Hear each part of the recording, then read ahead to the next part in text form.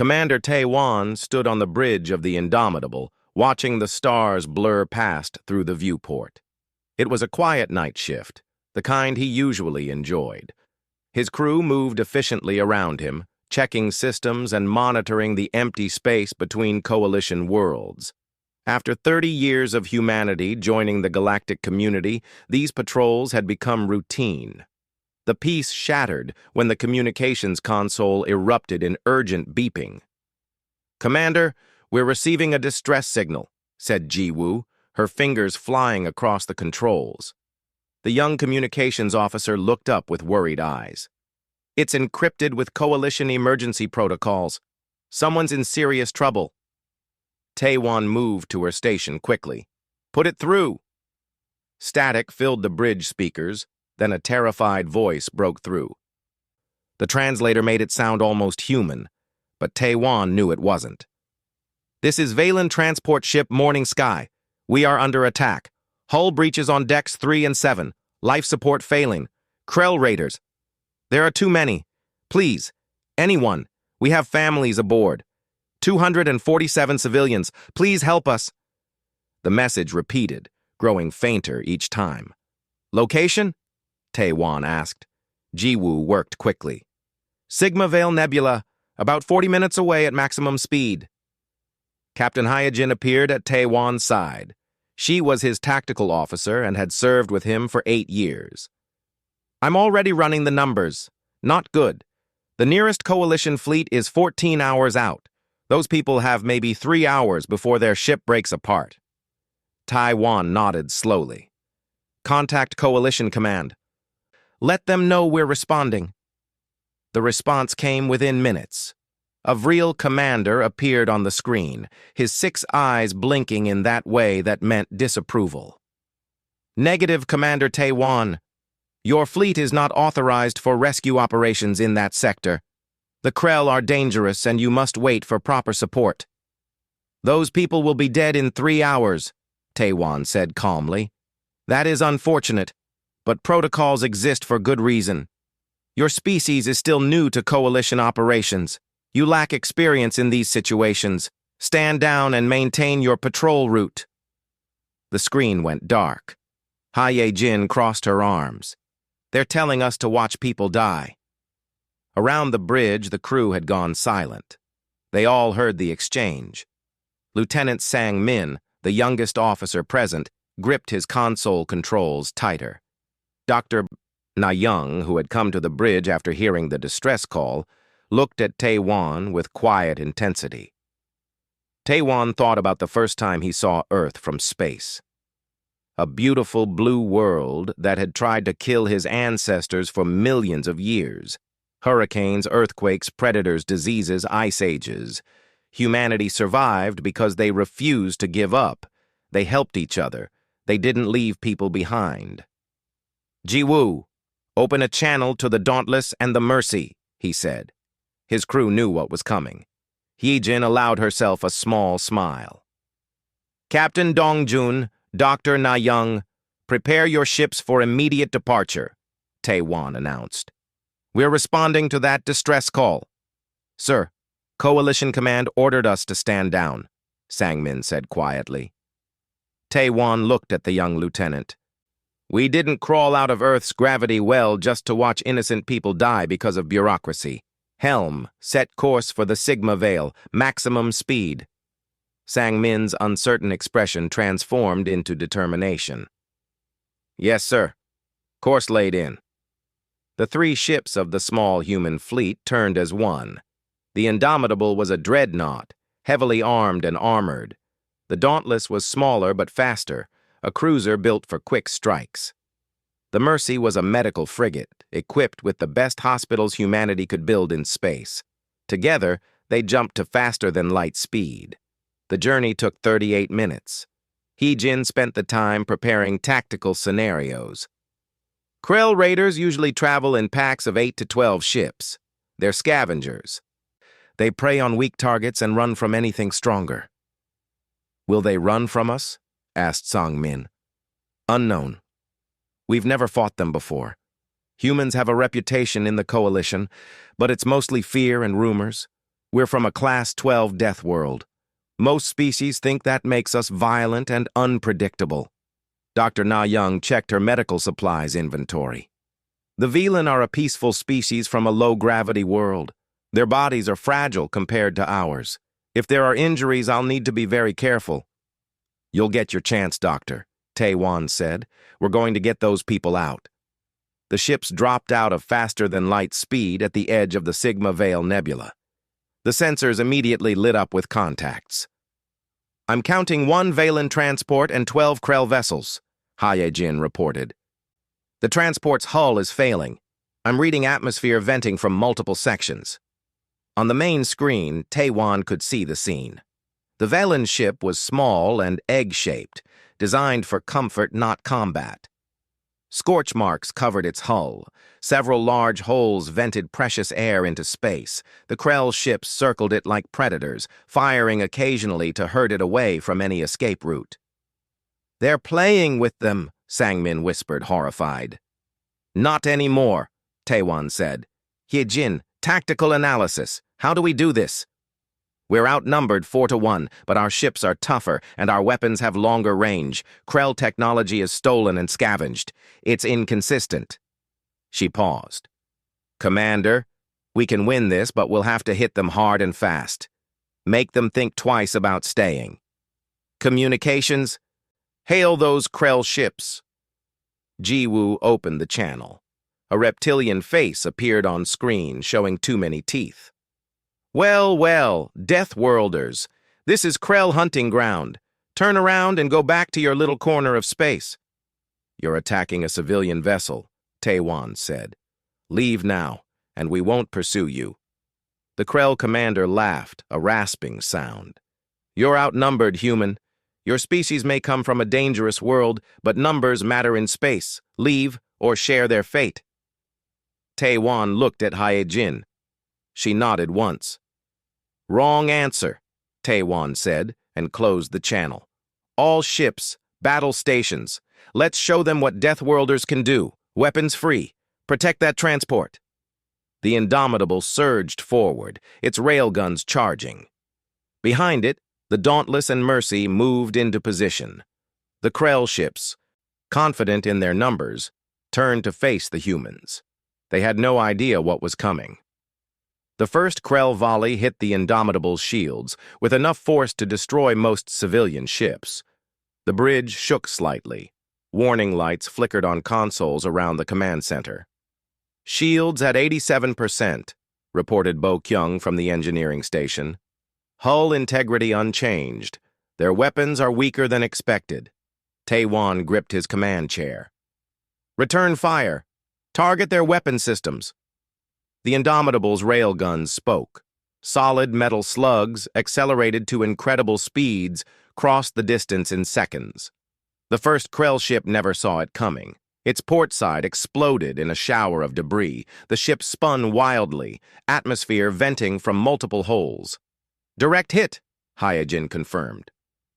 That ship is out of the fight. The Dauntless dove beneath the Krell formation, its smaller size allowing for incredible speed. Sang-Min watched from his console, amazed. Captain Dong-Jun is pulling 7 G-forces with those maneuvers. Any other species would pass out. Human bodies evolved on a heavy gravity world, Hae-Jin said, watching her tactical display. We can handle it. The Dauntless fired missiles as it passed. The Krell tried to intercept them, but the human targeting systems were too good. 2 more Krell ships took critical damage. One exploded completely. The other began drifting, power flickering. The remaining Krell ships broke formation. They hadn't expected this. Their own weapons fire became wild and uncoordinated. They're panicking, Sang-Min observed. Good, Tae-Wan said. Press the advantage. Hae-Jin, coordinate with the Dauntless. Standard pincer pattern. The 2 human warships moved with practiced precision. The Indomitable advanced straight ahead, shields absorbing the desperate Krell fire. Point defense systems tracked and destroyed incoming missiles with 97% accuracy. Meanwhile, the Dauntless circled around, hitting the Krell from their unprotected flanks. It wasn't a fair fight. The Krell had numbers, but the humans had superior technology and training. More importantly, they had something the Krell lacked. They had a reason to fight that went beyond profit or prey. A Krell ship tried to run toward the Valen transport, perhaps thinking to take hostages.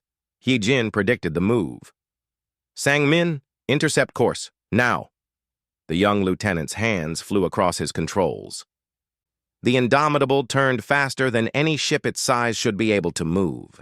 The Krell captain had just enough time to realize his mistake before railgun fire tore through his engines. 5 enemy ships disabled or destroyed, Jin reported.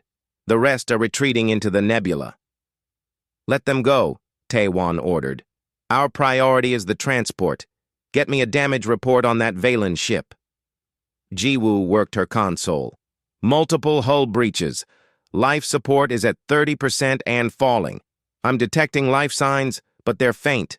Those people are running out of air. Dr. Na-young, take your team across. Save as many as you can. On the medical frigate, Mercy, Na-young was already moving.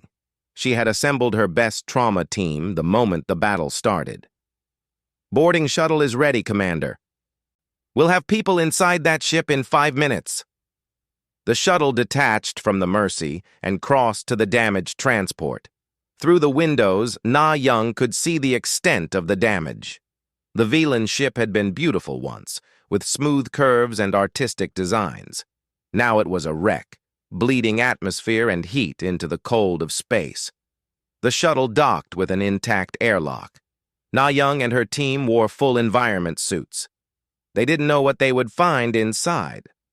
The airlock opened. The air that rushed out was thin and cold. Emergency lighting cast everything in red shadows. Na-young led her team deeper into the ship. They found the first survivors in what looked like a common area. 12 Valen civilians huddled together, wearing emergency oxygen masks. The Valen were small creatures, barely reaching Na-young's chest. They had large eyes and delicate limbs. When they saw the humans in their bulky suits, several cried out in fear. It's okay, Na-young said gently, knowing her translator would convey the meaning. We're here to help. We're doctors. One of the Valen, braver than the rest, stepped forward. You're the Deathworlders, the humans. His voice trembled. Yes, and we're going to get you out of here. Na-young's team worked quickly. They had brought portable oxygen generators and emergency sealant for the worst hull breaches. As they worked, more Valen emerged from hiding. Many were injured. Some had breathing problems from the thin air. Others had wounds from flying debris. This atmosphere is toxic, one of Na-young's medics noted. Sulfur compounds from the damaged engines. It would kill us in an hour without suits. Na-young nodded, already treating a Valen child who had a broken arm. Our suits are rated for much worse. Keep working. What amazed the Valen most was the humans' efficiency. The medical team moved through the dangerous environment without hesitation. They lifted heavy debris that should have required machinery. They worked in near-toxic air for hours without slowing down. A Valen elder named Tiran approached Na-young. The stories we heard about your kind. We thought you were monsters, warriors from a nightmare world. Na-young carefully bandaged a cut on his arm. Our world is harsh. It made us strong. But that strength means we can help others who aren't as strong. That's all we want to do. Back on the Indomitable, Taewon received reports. All Valen survivors have been evacuated to the Mercy, 247 souls accounted for. 19 have serious injuries, but Dr. Na-young says they'll all survive. Taewon felt tension drain from his shoulders. Good work, everyone. Bokyung, what's the status on that transport? The engineer pulled up data. Total loss, Commander. The hull is compromised in too many places. We can salvage the computers and personal effects, but the ship itself is done. Then do that. Those people lost enough today. Jiwoo suddenly looked up from her console. Commander, I'm getting something strange from the transport's computer. The logs show this attack was planned. The Krell were waiting for them. Hyejin moved to her station. Show me. Together, they reviewed the data. The more they saw, the clearer it became. This wasn't a random pirate attack. The Krell had known exactly when and where the Valen transport would be traveling. Someone set them up, Sangmin said quietly. Taewon studied the information. The Valen ship had been carrying diplomats, important ones, traveling to a coalition summit. They were scheduled to vote on a controversial proposal, a proposal about humanity's role in coalition military operations. This was an assassination, Hyejin concluded. Someone hired the Krell to make sure those diplomats never reached the summit. The bridge went silent. This was bigger than a simple rescue. Someone powerful wanted the Valen dead. Someone who didn't want humanity gaining influence in the coalition. Taewon made a decision. Secure all the data. We need to know who did this. Sir, this could cause serious political problems, Sangmin warned. Those people were attacked because they supported us, Taewon said. We don't abandon friends. Not ever. Dr. Na-young walked through the medical bay of the Mercy, checking on her patients. The Valen survivors were recovering, though many still seemed frightened. She stopped at one bed where a young Valen female was sitting up, watching everything with wide eyes. How are you feeling? Na-young asked. Better. Thank you.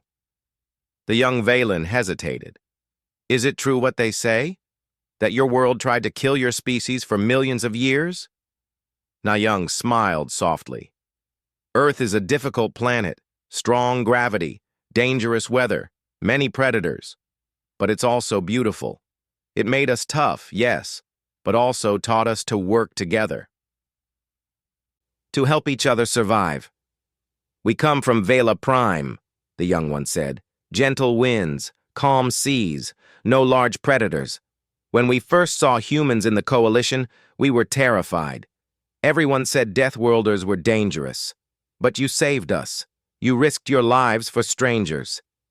That's what anyone should do, Na-young replied simply. In another part of the ship, Tiren sat with several other Valen elders. They had requested to speak with Commander Taewon, and he had come aboard the Mercy to meet them. Tiren stood as Taewon entered. Even standing, the Valen barely reached the human commander's chest. Commander, we owe you our lives. When the Krell attacked, we thought we were doomed. The coalition said help was coming, but we knew it wouldn't arrive in time. You don't owe us anything, Taewon said. We were nearby. We could help. That's enough reason. But you disobeyed orders from Coalition Command. You risked your careers, maybe even your fleet, for us, strangers. Taewon sat down, making himself less intimidating. My people have a saying. We judge ourselves not by how we treat the strong, but by how we treat the weak. You needed help. Nothing else mattered. Tyron's large eyes showed something like wonder. The galaxy has misunderstood your kind. They see your strength and assume violence. They don't see the honor beneath. I need to ask you something, Taewon said. Your ship was traveling to the Coalition Summit. You were going to vote on humanity's military integration proposal. Do you know of anyone who would want to stop that vote? The Valen elders exchanged glances. Finally, Tiren spoke. Many oppose it. The Mexari Corporation has been the loudest. They manufacture most of the Coalition's weapons and military technology. If humans are integrated, your weapons would compete with theirs. Would they kill to stop it? Tyron looked sad. The Mexari value profit above all else. If they believed their business was threatened, they might do terrible things. Back on the Indomitable, Lieutenant Jiwoo and Captain Hyejin worked on the data recovered from the Valen transport. The ship's computer had logged everything, including communications that were supposed to be deleted. Got it, Jiwoo said suddenly. 3 days before the attack, the transport received a course update from Coalition Traffic Control.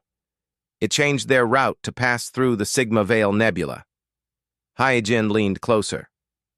That's odd. The nebula is out of the way. It would add 6 hours to their journey. Why would traffic control route them there? They wouldn't. Look at this. Jiwoo pulled up another file. The transmission used traffic control codes, but the source doesn't match any official station. Someone faked the order. Can you trace it? Working on it. The signal was routed through several relays to hide its origin, but whoever did this made a mistake. They used a relay station owned by the Mexhari Corporation. Hyejin straightened. That's not proof, but it's a connection. What else do we have?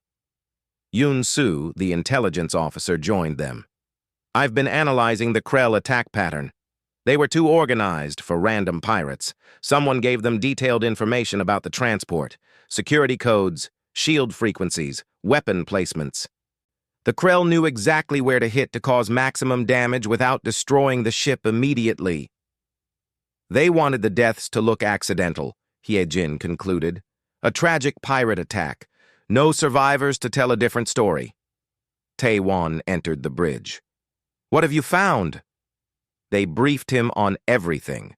The fake routing order, the Mexhari connection, the organized nature of the attack.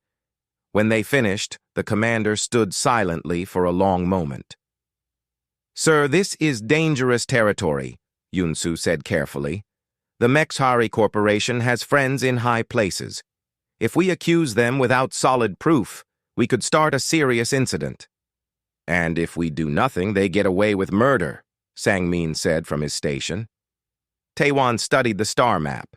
The Mexhari had several stations and facilities throughout this sector. If the Krell raiders had been hired, they had to report back somewhere. They had to get paid. Can we track the Krell ships that escaped? He asked. Hyejin pulled up tactical data. Difficult. The nebula interferes with sensors, but there might be another way. She looked at Bo Kyung. Could we plant a tracker on some of the debris? Something small enough that the Krell wouldn't notice? The engineer thought about it. Maybe. The Krell are scavengers. They often collect debris for salvage. If we could hide a beacon in something valuable-looking, they might take it. Do it, Taewon ordered. Over the next 2 hours, Bo Kyung worked with her team to create a tracking device hidden inside a piece of damaged Krell equipment. They made it look like a weapon component, something a scavenger would want to recover. Then they deployed it among the battle debris. The wait was tense. Hours passed. Then, as predicted, a Krell salvage ship emerged from the nebula. It collected debris, including the piece with the hidden tracker. Got them, Jiwoo said. The beacon is active and transmitting. I'm tracking their course. Where are they going? Taewon asked. Jiwoo watched her display. They're heading toward the Torvin system. There's a large station there. Mixed use. Some civilian, some commercial, some corporate. Hyejin checked the database. That station is owned by the Mexhari Corporation. The pieces were falling into place. The fake traffic order sent from a Mexhari relay, the Krell heading to a Mexhari station, the Valen diplomats who opposed Mexhari interests. It's not enough for a conviction, Yoon-soo warned. We need more proof. Then we'll get it, Taewon said. Jiwoo, contact the Dauntless and the Mercy. Tell them to be ready to move. We're following those Krell. Sir, if we approach that station without authorization, it could be seen as an act of aggression, Sang-min said nervously. Taewon understood the risk, but he thought of Tyrion and the other Valen, sitting in the medical bay. Thought of the young Valen child who had asked about Earth. Thought of the 19 injured and how close they had all come to dying in the cold of space. Someone tried to kill innocent people to protect their profit, he said quietly. They chose the wrong species to frame it on. Humans don't forget, and we don't forgive attempted genocide for money. Hyejin smiled grimly. Setting course for Torvin's system. Commander! The 3 human ships turned as one, following the tracker signal. The Krell didn't know they were being hunted. The Mexhari didn't know anyone had connected the pieces. They were about to learn what it meant to make enemies of Earth's children. The Torvin system appeared on the view screen as the human fleet dropped out of faster-than-light travel. At its center hung a massive station, easily 5 times the size of Earth's largest orbital platform. Hundreds of ships docked at its many ports. Lights glittered across its surface like a small city in space. "That's the Nexus station," Hyejin reported. "Population approximately 50,000, mixed species. Officially, it's a trade hub, but intelligence reports suggest the Mekshari use it for less legal activities." Tae-Wan studied the massive structure. "Where's our Krell friend?" "The tracking beacon shows they docked at Port 73. Lower levels. That's where the shadier businesses operate. Can we scan the station? Look for proof of the conspiracy?" Ji-Woo shook her head. "Their security shields are too strong. We'd need to be inside the station to access their computer systems." Sang-Min looked worried. "Commander, we can't just board a civilian station. That's technically an invasion. Coalition law is very clear about this." "Coalition law didn't help the Valen when they were dying," Tae-Wan said. "But you're right. We need to be smart about this." He thought for a moment. "Yun-Su, do we have any legal reason to board that station?" The intelligence officer consulted his database. "We could request a meeting with station security. Tell them we're investigating the pirate attack. They might cooperate if we approach officially." "And if they don't?" "Then we'll know they're involved." Tae-Wan nodded. "Ji-Woo, open a channel to the station. Let's see who we're dealing with." The main screen flickered. A Mekshari appeared, its insectoid features showing irritation. The translator gave its voice a mechanical quality. "This is Station Manager Velix. State your business, humans." "Commander Tae-Wan of the Coalition Defense Fleet. We're investigating an attack on a civilian transport. We have evidence suggesting the attackers used your station. We'd like to speak with your security team." Velix's compound eyes reflected light strangely. "This station serves thousands of ships daily. We cannot be responsible for the actions of every visitor. I'm sure you understand." "I understand that 247 civilians almost died. I understand that someone paid pirates to kill them. And I understand that those pirates came here afterward." "You have no jurisdiction at this station, Commander. Coalition law protects corporate installations from military interference. Unless you have a warrant from the Coalition Council itself, you cannot board this facility." The screen went dark. "Friendly," Sang-Min muttered. "He's hiding something," Hyejin said. "That reaction was too defensive." Tae-Wan paced the bridge. "We know the Krell are here. We know the Mekshari Corporation is involved, but we can't prove it without getting inside that station." "Sir," Yun-Su spoke up, "I might have an idea. It's risky, but it could work." Everyone turned to listen.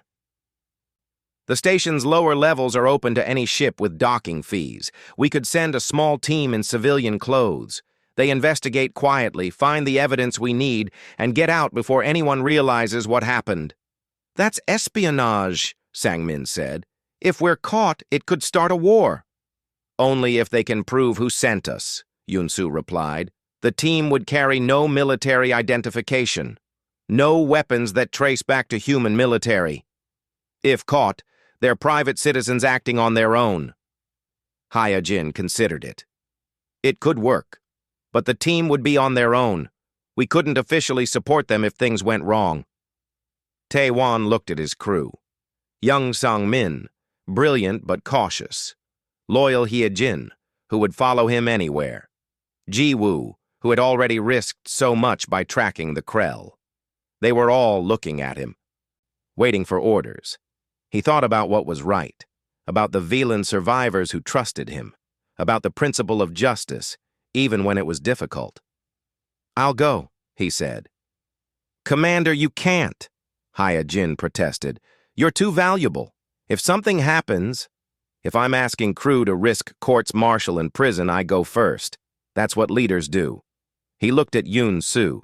"Pick 2 more, people good with technology and combat. We're going in. 2 hours later, a small shuttle detached from the Indomitable. It looked like any civilian transport, with false registration and no military markings. Inside were Taiwan, Yunsu, and Sergeant Do Hyun, a Marine who specialized in covert operations. They wore simple clothes that could belong to any species traders. They carried no obvious weapons, though Do Hyun had hidden several items that could serve as weapons if needed. The station granted them docking permission without question. Their false credentials claimed they were independent merchants looking for trade opportunities. Station security barely glanced at them. The lower levels of Nexus Station were darker than the upper commercial districts. The air smelled of old recycling systems and too many species living in close quarters. Aliens of dozens of types moved through the corridors. Some were legitimate traders. Others were clearly criminals, watching everyone with suspicious eyes.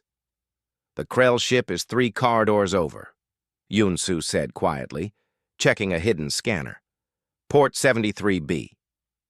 They moved carefully through the crowds. No one paid them special attention. Humans were still rare in the galaxy, but not unknown. A few aliens stared at them with the curiosity or fear that Deathworlders often inspired, but no one stopped them. Port 73B was in a section that looked abandoned. Half the lights were broken. The walls showed signs of neglect. Perfect for secret meetings. The Krell ship was there, docked and powered down. Through a window they could see 2 Krell inside, loading equipment. "We need to get their computer access," Yunsu whispered. "Find out who paid them, what communications they've had with the Mexhari." "How?" Do Hyun asked. "That ship is locked, and we can't force our way in without alerting security," Taewon thought. Then he noticed something. A maintenance access panel on the wall nearby. "Can you hack that?" Yunsu examined it. "Maybe. Station systems are all connected. If I can access the maintenance network, I might be able to trigger a fake emergency in their ship. Force them to evacuate temporarily." "Do it." Yunsu worked quickly, his fingers dancing over a portable interface device. After several tense minutes, alarms began blaring inside the Krell ship. The 2 Krell rushed out, looking confused and angry. "Atmospheric leak warning," one said to the other in their rasping language. The translator in Taewon's ear provided the meaning. "This station is falling apart. Go find a mechanic." As soon as the Krell were gone, the 3 humans slipped onto their ship. Yunsu immediately went to the main computer. "I'm in. Downloading everything. This will take a few minutes." Do Hyun kept watch at the door. Taewon examined the ship's interior. It was messy and poorly maintained, like most Krell vessels. But among the clutter, he saw something interesting. A data pad left on a control console. He picked it up. The screen showed a message exchange in Mexhari language. His translator worked on it. "Payment received. Target eliminated. No survivors expected." Below that, "Excellent. The vote is delayed indefinitely. Our interests are protected." It was signed with a Mexhari corporate seal. "Yunsu, are you getting this?" Taewon asked. "Got it. The computer has everything. Payment records, communication logs, even video of Mexhari executives meeting with the Krell commander. This is proof." "Then let's get out of here before—" The ship's door slammed open. 6 Mexhari security guards stood there, weapons drawn. Behind them, Station Manager Velix smiled with his insectoid features. "Commander Taewon, what a surprise to find you here. Trespassing on a private vessel, stealing proprietary data. These are serious crimes." Do Hyun moved slightly, preparing to fight. Taewon held up a hand to stop him. They were outnumbered and outgunned. "You knew we were coming," Taewon said calmly. "Of course. You're not as subtle as you think, human. Now, you'll come with us quietly or we'll be forced to use violence. Your choice." The Mexhari guards led Taewon, Yunsu, and Do Hyun through the lower corridors of Nexus Station. Their weapons stayed trained on the humans. Other aliens watched from doorways and side passages, sensing drama but staying clear.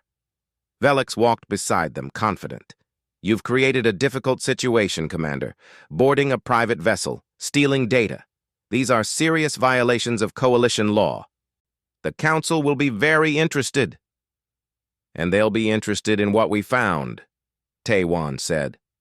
Evidence of your conspiracy. Proof you hired pirates to murder civilians. Evidence obtained illegally has no value. You had no warrant, no authorization. Whatever you found will be dismissed. Velix made a sound like clicking laughter. Did you really think you could challenge the Mexhari Corporation? We have been in the Coalition for 3 centuries. Your species joined 30 years ago. Your children playing at politics. They reached a detention area. The guards forced the 3 humans into a cell. Heavy doors sealed shut with a solid clang. You'll remain here until Coalition authorities arrive, Velix said through the bars. Then you'll be transferred to face charges. I suspect your military careers are over. And that vote your Valen friends wanted? Without their delegation, and with you disgraced, humanity's military integration will never happen. We'll make sure of it. He walked away, still making that clicking laugh. Du-hyun slammed his fist against the wall. We failed. We had the proof, and they caught us. Maybe not, Yunsu said quietly. He held up a small device no bigger than his thumb. I uploaded copies of everything before they grabbed us. This has all the evidence. Payment records, communications, everything. Taiwan took the device carefully. Can you transmit it to the Indomitable? Not through the station's security barriers, but if we could get to a communications hub, something with more power. Yunsu looked around their cell. Solid walls, no obvious exits. We'd need to escape first. The guards think we're helpless, Do-hyun observed. Most species would be. In this gravity, with these restraints.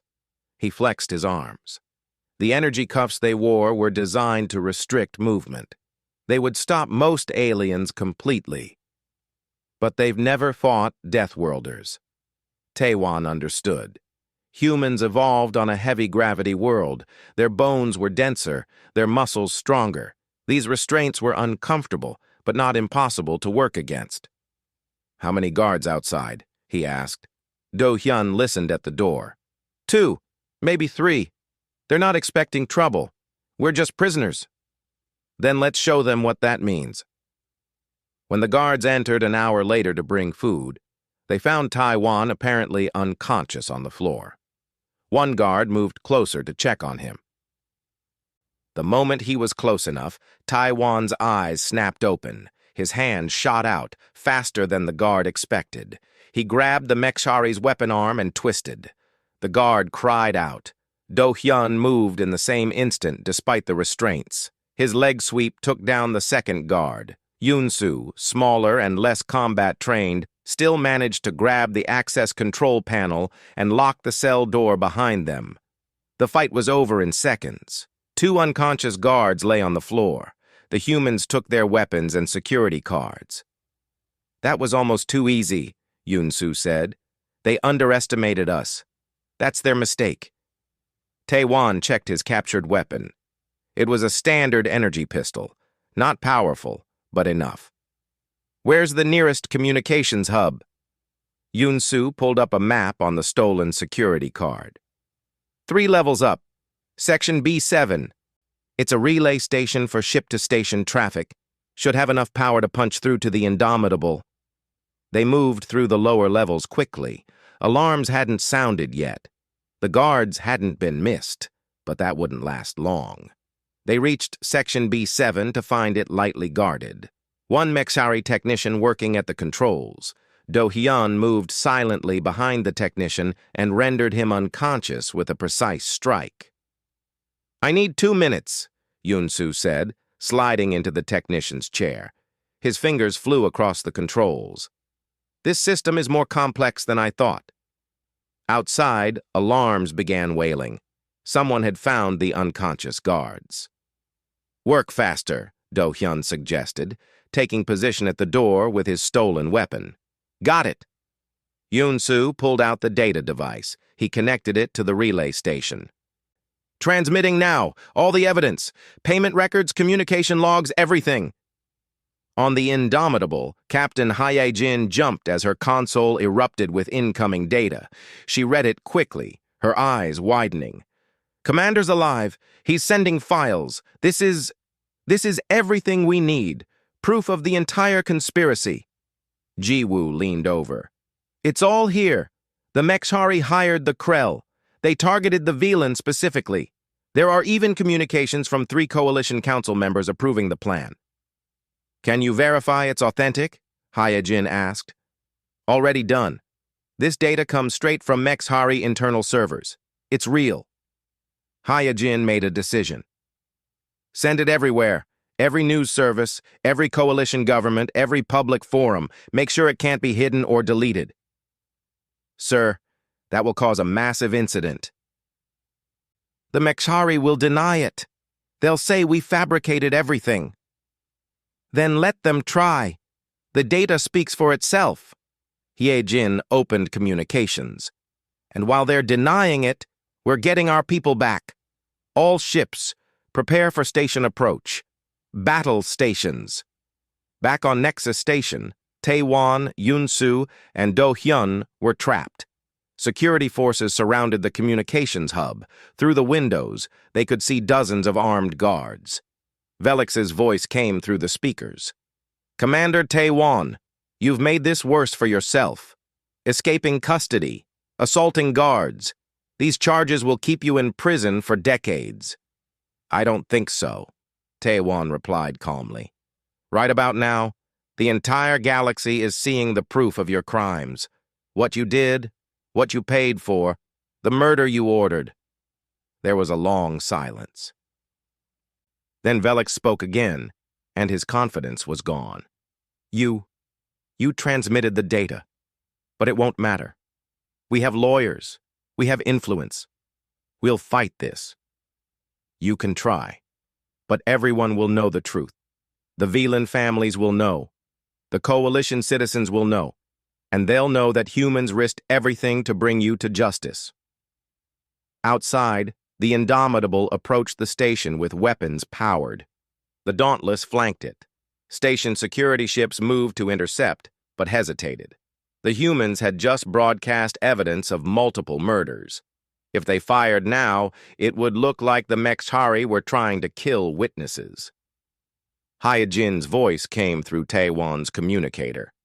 Commander, we're in position, ready to extract you. Negative, don't start a fight here. Too many civilians could be hurt. Tae-Wan thought quickly. How long until Coalition authorities arrive? 6 hours. Velix spoke again, desperate now. I can make a deal. Whatever you want. Money, technology. Just stop this broadcast. We can all walk away. Tae-Wan looked at his 2 companions. Do-Hyun stood ready to fight. Yun-Su looked nervous but determined. They had all risked everything for this moment. No deals, Tae-Wan said. 247 Velan almost died because you wanted to protect your profits. You don't get to walk away from that. Coalition ships arrived 4 hours later, faster than expected. The evidence spreading across the galactic networks had caused an uproar. 3 council members resigned. The Mekshari Corporation's stock collapsed. Public opinion turned sharply against them. Coalition Marines boarded Nexus Station and arrested Velix along with 16 other Mekshari executives. The Krell pirates were captured. The evidence was too overwhelming to deny. Tae-Wan and his team were released without charges. The Coalition Council issued a formal apology, and the vote on human military integration, postponed by the attack, was rescheduled. 3 weeks later, Tae-Wan stood on the bridge of the Indomitable as the vote results came through. Ji-Woo read them aloud with a smile. The measure passes. Humanity is granted full military integration into Coalition defense forces. The vote was unanimous. Hae-Jin looked pleased. The Velan delegation voted from their recovery beds. They said they owed us that much. Sang-Min pulled up new orders on his console. Sir, we have our first official coalition assignment. There's a distress call from a mining colony in the Outer Reach. Pirates are attacking. Response time for other ships is 12 hours. How far are we? Taewon asked. 45 minutes at maximum speed. Taewon looked at his crew. They had been through so much. They had risked everything, not for glory or reward, but because it was right. Because that's what humans did. That's what Deathworlders meant. Set course. Maximum speed. Let's show them what the Coalition's newest defenders can do. The Indomitable turned toward the stars. Behind it, the Dauntless and Mercy followed. 3 ships crewed by humans.